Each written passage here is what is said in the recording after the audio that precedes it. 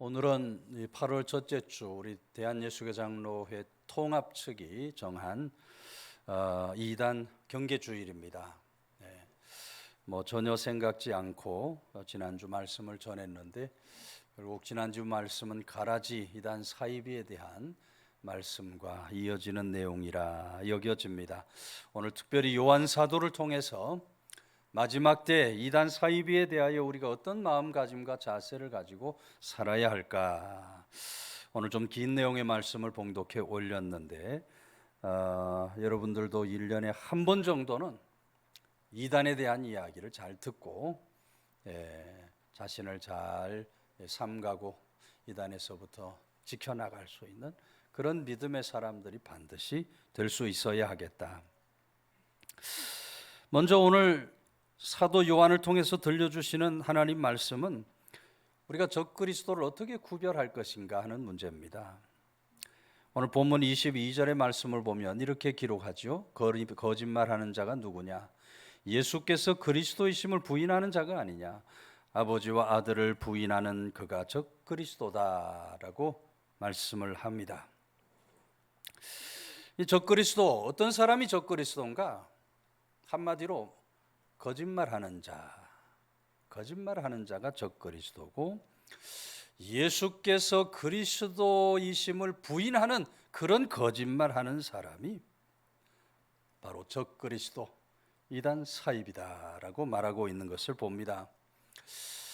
사도 요한이 있었던 초대교회 당시로 돌아가면 당시에 가장 심각한 이단 중에 하나가 바로 영지주의입니다. 영지주의 이단에 대한 말씀도 제가 몇 번 드렸는데, 영지주의는 영은 선하고 육은 악하다라고 주장하는 그런 이단입니다.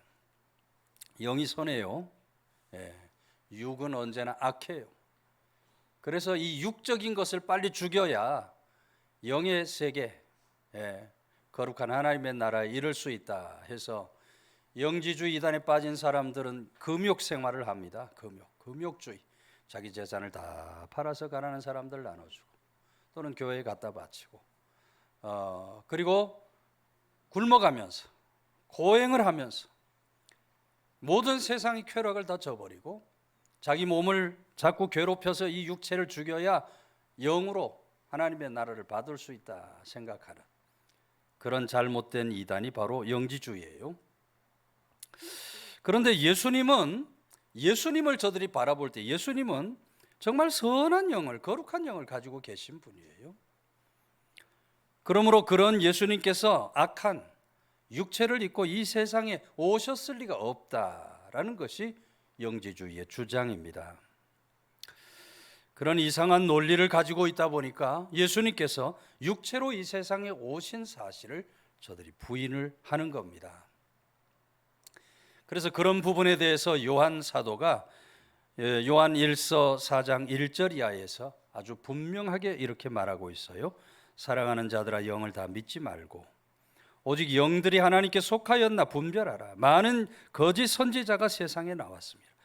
이로써 너희가 하나님의 영을 알지니 곧 예수 그리스도께서 육체로 오신 것을 시인하는 영마다 하나님께 속한 것이요 예수를 시인하지 아니하는 영마다 하나님께 속한 것이 아니니 이것이 곧 적그리스도의 영이니라. 오리라 한 말을 너희가 들었거니와 지금 벌써 세상에 있느니라 라고 말씀을 합니다. 예수 그리스도께서 육체로 오신 것을 분명히 믿지 않으면 이단 사이비의 사설에 빠진다. 예수님께서 육체의 몸을 입고 오셨다고 하는 사실을 분명히 믿어야 올바른 믿음 위에 세워질 수 있다는 그런 이야기입니다. 요즘도 이단들 하는 말을 들어보면 말을 들을 때는 참 그럴듯합니다. 그런데 잘 들어보면 하나님 말씀을 이용해서 자기들의 생각과 주장을 아주 교묘하게 가르쳐요. 이단 사이비들이 여러분 성경 전체를 다 부인하는 것이 아닙니다. 어떻게 보면 우리가 믿는 것과 비슷하고 상당 부분 일치해요. 이단들도 하나님 아버지까지 부인하지 않습니다. 성경 전부도 부인하지 않습니다. 예수님 존재 그 자체도 다 부인하지 않아요. 그러나 이단이라는 말의 뜻이 무엇입니까? 이단, 다를 이와 끝단이에요. 끝이 조금 다른 거예요. 끝이 다 맞는데 끝이 다르면 이단이 되는 겁니다. 하나님도 성경도 예수 그리스도도 다 부인하지 않는데 단 예수님이 그리스도라고 하는 사실은 부인하는 거죠. 예수님 통해서 천국 가는 것이 아니고 다른 것들을 통해서 다른 것들이 있어야 천국을 갈 수 있다고 주장을 합니다. 본문 23절에서 요한 사도가 분명히 선언하죠. 아들을 부인하는 자에게는 또한 아버지가 없으되 아들을 시인하는 자에게는 아버지도 있느니라. 아들을 부인하는 자, 아버지도 없는 겁니다. 그러나 아들을 시인하는 자에게는 아버지 하나님도 있다. 그래서 여러분, 오늘 우리는 하나님만 믿어서 안 돼요. 예수님께서 하나님의 아들이시고 우리들의 구주가 되신다는 사실을 분명히 믿을 수 있어야 합니다. 예수님을 통해서만은 구원받을 수 없다, 다른 것을 더 믿어야 한다 하는 이단 사입의 잘못된 가르침을 경계하고 물리칠 수 있어야 돼요. 우리 주님 외에 구원받을 만한 다른 이름을 주신 적이 없는 줄로 믿으시기를 바랍니다. 오늘 우리가 오직 예수 그리스도가 우리의 구주가 되신다, 분명한 믿음으로 이 적그리스도 이단 사입의 거짓말을 물리치며 살아가는 성도들이 될 수 있어야 한다. 동시에 요한 사도는 이 적그리스도를 미혹하는 자들이다, 거짓말하는 자들이면서 미혹하는 자들이라 했어요. 26절 말씀, 너희를 미혹하는 자들에 관하여 내가 이것을 너희에게 썼노라 하고 기록을 합니다. 우리 하나님 말씀 부분적인 지식이 아니고 전체적인 지식을 가지고 있어야 돼요. 부분적으로만 알고 살아서 안 돼요. 이단들 말하는 것을 가만히 들어보면 이 성경 몇 구절을 가지고 와서 마치 그것이 전부인 것처럼 이렇게 설명하면서 속여 말합니다. 예전에 제가 전도사 시절, 신학을 공부하는 전도사 시절 여호와 증인들과 성경 대화를 한번 나눠본 적이 있어요. 그래도 전도사니까 이단에 대해서 좀 한번 알아봐야 되겠다. 그래서 이 사람들을 집안에 불러서 하는 얘기를 쭉 들어보니까 반대되는 이야기도 있거든요. 성경에 이런 얘기도 있는데요 하고 설명을 하면 그러네요. 그러고는 물러갑니다. 그 다음에 그보다 조금 센 사람이 와요. 더 센 사람이 와요. 그래가지고 또 성경 얘기를 또 이렇게 얘기를 해요. 제가 이 말씀도 있지만 성경 다른 곳에 이런 얘기도 있는데요. 그러면 역시 이 사람도 그런 얘기도 있군요 하고는 물러가고 또 다시 더 센 사람이 옵니다. 마지막에 온 사람은 예정론에 대한 얘기를 해요. 우리가 다 예수 믿어 구원받지 뭐 구원받는 게 어떻게 예정되었나, 그럴싸한 얘기지만 에베소서 1장 말씀을 보면 온통 예정에 대한 얘기예요. 제가 칼빈의 예정론이라는 책 한번 읽어보셨습니까? 이랬더니 그런 책이 있느냐 그래요. 읽어보시고 오셔라. 왔을까요? 안 왔을까요? 안 왔어요. 그걸로 이제 끝이 났는데 얼마나 부분적으로만 성경을 이야기하는지, 마치 그것이 전부인 것처럼 이야기하는 그런 이단 사이비의 사설들 잘못 빠지면 폐가하고 망신하는 길을 가게 돼 있어요. 여러분, 지구상에 이단이 아주 성행하는 나라가 세 나라가 있습니다. 미국과 중국이고, 그리고 어딜까요? 하나는 대한민국입니다.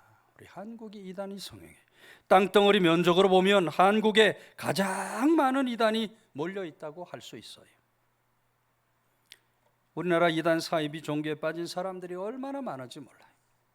한 달에 10,000명 이상 이단 사이비에 빠진다 하고, 한 해에 평균 20만 명 이상이 이단 사이비 사설에 빠진다 그래요. 수많은 가정들이 파탄이 납니다. 부모 자녀 간에 이단에 빠져서 부모 자녀 간의 관계가 다 깨지고, 이단에 빠져서 남편과 아내 부부가의 관계가 다 끊어져서 이혼으로 뭐 가니 안 가니 그런 가정들이 얼마나 많은지. 특별히 이 마지막 때에 우리가 반드시 경계해야 할 그런 이단들이 있어요. 여러 번 제가 말씀드렸지만 이만희가 교주로 있는 신천지와 안산홍을 구세주로 믿고 있는 하나님의 교회입니다. 신천지 교회는 자기들 추산으로 20만 명 이상이 지금 신천지 교인이다 하고 있고요. 하나님의 교회는 자기들의 교인이 등록한 교인이 무려 400만 명에 이른다라고 주장을 하고 있어요. 신천지는 잘 훈련받은 추수꾼을 위장시켜 가지고 기존 교회로 침투시킵니다. 추수하러 보내요. 추수. 뭐를 추수하러 보내요? 알곡들 추수하러. 알곡들을 추수. 처음에는 뭐 얼마나 열심히 아주 신실한 성도처럼 신앙생활 하는지 몰라요. 몇 년 전에 우리 신천지 연구하는 그 목사님 강의를 들어보니까 지금 한국 교회의 90% 이상 신천지가 다 들어가 있다. 우리 교회도 예외가 될 수 없어요. 제가 이단 사입이 이단 경계 주일만 되면 꼭 말씀을 드리죠. 혹시 신천지에서 오신 분 있으면 조용히 가셔라. 여기서 분란을 일으키시면 여러분들이 큰 피해를 본다. 우리 교회는 밖에 신천지 아웃 붙어 있죠. 신천지 출입을 금합니다. 그런데도 와서 교회를 어지럽게 하면 신천지가 엄청난 불이익을 당하게 돼 있어요. 처음에는 순진한 성도들 불러 모아다 성경 공부시킨다고 한 일주일에 3번씩 성경을 가르치는데 아주 교묘하게 비유풀이를 하면서 단계적으로 신천지 교리를 가르칩니다. 그러니까 어디 갔는데 비유풀이를 자꾸 한다. 예수님의 비유의 말씀을 자꾸 이상하게 풀어서 그럴듯하게 풀어서 한다. 신천지라는 것을 여러분 기억해 잊지 말아야 돼. 저들은 성경을 3등분으로 나누어서 설명을 합니다. 구약의 말씀은 하나님 아버지 시대고 신약은 성자 예수님의 시대고 그리고 요한계시록은 보혜사 성령의 시대다라고 구분을 해요. 그러면서 보혜사 성령이 이기는 자인데 바로 그 이기는 자 성령이 이만희다라고 주장을 합니다. 보혜사 이만희만이 계시록의 비밀을 풀 수 있는 능력을 받았다고 주장을 해요. 그리고 14만 4천 명 속에 들어가야 천국을 갈 수 있다. 14만 4천을 그냥 숫자 개념으로 보고 있는 겁니다. 언젠가 제가 요한계시록을 강의하면 14만 4천은 뭘로 만들어진 숫자라 그랬어요? 완전수로 만들어진 숫자다. 14만 4천만 천국을 간다면 이미 돌아가신 순교자들로 끝이 났을 겁니다. 어디 지금 언감생신. 완전수로 모든 믿음의 사람들이 구원을 받는다는 의미지 숫자 14만 4천을 가르치는 것이 아님에도 불구하고 저들은 그런 속임에 빠져 있는 거예요. 지금은 20만 명이 넘으니까 이만희가 너희들 중에도 또 구원받을 자가 있고 구원 못 받을 자가 있다. 더 열심히 해야 된다. 이만희에게 충성심을 강요하고 있어요. 아시다시피 지금 이만희는 구속되어서 수사를 받고 있습니다. 모든 죄가 명명백백하게 밝혀져야 할 것입니다. 하나님의 교회는 1985년에 죽은 교주 안산홍을 하나님, 재림 예수, 보혜사 성령, 이삭, 멜기세덱이라고 1인 5역으로 숭배를 합니다. 성탄절만 되면 하나님 교회 건물마다 기쁘다 안산홍님 오셨네. 그런 현수막을 쫙 걸어놓고 안산홍을 구세주로 섬겨요. 저들은 성경에 하나님 아버지도 있지만 하나님 어머니도 존재한다고 가르칩니다. 그래서 죽은 안산홍을 하나님 아버지로 그 안에 장길자를 하나님 어머니, 하늘의 예루살렘 어린 양의 신부 등으로 숭배를 하고 있어요. 정말 말도 안 되는, 누가 들어도 말도 안 되는 그런 이야기인데 그런 이야기에 속아서 살아가는 사람들이 지금 얼마나 많은지. 마지막 때 우리는 적그리스도 이단을 잘 구분해야 할 줄로 믿으시기를 바랍니다. 본문의 말씀처럼 이단은 예수님께서 그리스도 되심을 부인하는 자들이, 이단은 사람들을 미혹하여 넘어지고 실족해하는 사람들이, 올바른 지식으로 조심하고 경계하며 살아가는 성도들 다 되시기를 주의 이름으로 축원해 드립니다. 동시에 사도 요한은 그런 적그리스도를 어떻게 물리쳐야 하겠는가, 어떻게 물리쳐야 하겠는가에 대하여 말씀을 하고 있어요. 20절 말씀 보면 너희는 거룩하신 자에게서 기름 부음을 받고 모든 것을 아느니라 라고 말씀하고 있습니다. 이 기름 부음이라고 하는 말은 헬라어로 보면 카리스마라고 되어 있어요. 네, 카리스마 원래의 뜻은 우리에게 주어진 은사를 가리킨다. 예. 우리에게 주셔서 우리가 받게 될 그 은사를 가르친다고 되어 있는데, 요한 1서에서 요한 사도는 이 카리스마라는 단어를 성령으로 지칭하고 있는 겁니다. 성령. 그래서 카리스마고 성령께서 우리들에게 기름 부음 같이 주어졌기 때문에 우리들이 모든 것을 다 알게 되었다. 당연히 여기 모든 것을 안다는 것은 우리가 모르는 것이 없는 사람이 됐다는 뜻이 아닙니다. 모든 것을 알게 되었다는 것은 성령의 임재로 하나님께서 알게 주신 참된 진리를 우리가 온전히 깨달아 알게 됐다는 거예요. 27절에 너희는 주께 받은 바 기름 부음이 너희 안에 거하시니 아무도 너희를 가르칠 필요가 없고 오직 그의 기름 부음이 모든 것을 너희에게 가르쳐 또 참되고 거짓이 없으니 너희를 가르치신 그대로 주 안에 거하라 라고 말씀을 하고 있어요. 이 말씀도 구원받은 사람들이 이제 아무에게도 배울 필요가 없다는 말이 아닙니다. 예. 아무도 너희를 가르칠 필요가 없고 하는 말씀은 그런 의미의 얘기가 아니에요. 이 말씀은 이단 사상 가지고 있는 자들에 대한 경계의 말씀이에요. 그런 이단 사이비의 가르침 더 이상 배워서 안 될 것을 말씀하고 있는 거예요. 이미 진리를 아는 사람은, 오늘 본문의 말씀으로 하면 이 기름 부음을 받은 사람은 누가 거짓말하는 자고 누가 참말하는 자인지 금방 알게 되어 있어요. 오늘 기름 부음 성령으로 살아가는 사람은요, 이단이 와서 딱 얘기해 보면 이게 이단인지 사입인지 알아요, 몰라요? 금방 알게 되어 있어요. 근데 성령으로 기름 부음 받지 않은 사람은요, 모르는 거예요. 그 말에 현혹되어서 이단 사입에 금방 빠져버리는 그런 어리석고 악한 사람이 되는 것입니다.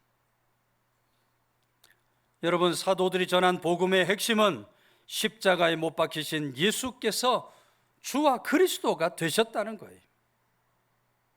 근데 이단들은 복음 전하는 그런 사람들의 이야기가 다 거짓말이라고 말하는 사람들, 예수님 한 인간일 뿐이지 결코 그리스도가 될 수 없다고 말하는 사람들이, 예수님 하나만으로는 부족하고 우리가 다른 일들, 다른 선을 행해야 구원을 얻는다고 말하는 사람들이,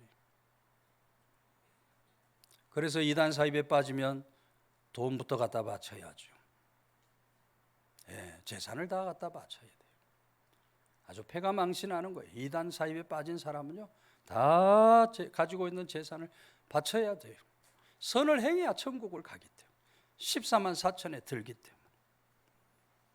또 이단 사입에 빠지면 몸도 갖다 다 바쳐야 돼요. 2인 1조로 여러분 하숙을 합니다. 라면 끓여 먹으면서 옷만 번지르르하게 입고 여러분들 집에 찾아오지만 하숙을 하면서 몸을 바치고 시간을 바쳐야 돼요. 어떤 여성들은 자기 몸을 아예 바쳐서 교주에게 내어주는, 그래서 여러분 이단이 가지는 특징은 돈과 섹스에 있다고 얘기를 하는 거예요. 여러분, 그런 이단 사이비의 가르침을 우리가 반드시 피하며 살아가야 돼요. 거기에 빠지지 않기 위해서 우리가 반드시 마음가짐과 자세를 바르게 할 수 있어야 돼요. 이단 사입에 빠지지 않는 아주 간단한 방법에 대해서 요한 사도는 요한이서 10절에서 이렇게 가르칩니다. 누구든지 이 교훈을 가지지 않고 너희에게 나아가거든 그를 집에 들이지도 말고 인사도 하지 말라 했어요. 2인 1조 여러분들 이단이 집에 와서 성경 말씀 좀 얘기합시다 하면 집에 들여야죠. 집에 들이지도 말고 했잖아요. 집에 들여서 너무 또 착해가지고 아이고 이 무더위에 얼마나 고생을 하시느냐고, 성경 공부 가르치느라 얼마나 들어와 차례도 한 잔 이랬다가는 그냥 뭐 신학생 정도, 목회자 정도의 성경 지식이 있다면 불러다가 혼도 내고 성경으로 가르치기도 하겠지만 그럴 수 없는 사람이 불렀다가는 큰일 나는 거예요. 제가 이단 경계 주일일 때만 늘 말씀드려요. 어떻게 이분들을 돌려보내야 한다 그랬어요?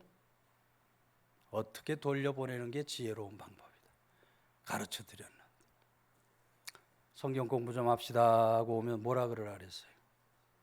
시간이 없습니다. 금방 누가 한 분 대답, 시간이 없습니다 하면 돼요. 시간이. 다음에 오면 또 어떻게 해야 돼요? 오늘도 시간이 없습니다.